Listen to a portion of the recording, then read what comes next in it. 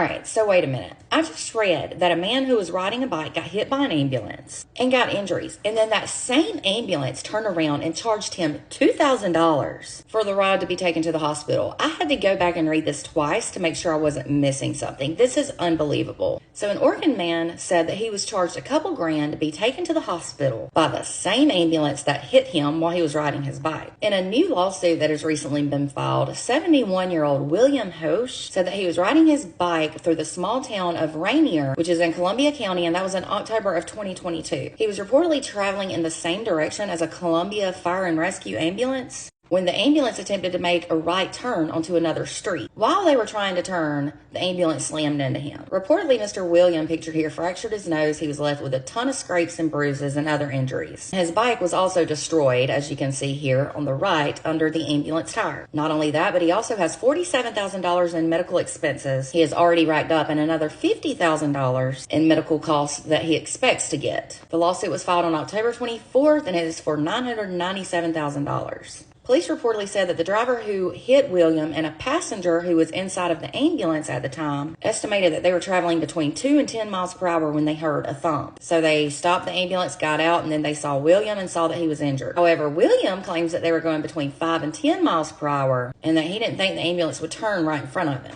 They were reportedly returning back to the Columbia River Fire and Rescue Rainier Station after a trip or a call. He is now also seeking $900,000 in damages for pain and suffering, as he said since then he has suffered a decreased range of motion, reduced grip strength, and other symptoms as a result of being hit by the ambulance. The lawsuit also states that Williams' uninsured or underinsured motorist coverage is obligated to cover any damages that Columbia River Fire and Rescue can't pay for and cover. But reportedly, the fire chief named Eric Smith is telling news outlets that the department has police records and insurance records that he claims paints a different picture than what Williams describes in his lawsuit. He stated that they have done their due diligence and took care of a patient who was injured. Well, Mr. Eric Smith or Smith, whatever your name is, it's an odd spelling to me. Your department caused him to be injured. He was injured due to their careless actions. Y'all, hope he gets every penny of this lawsuit. The nerve of this company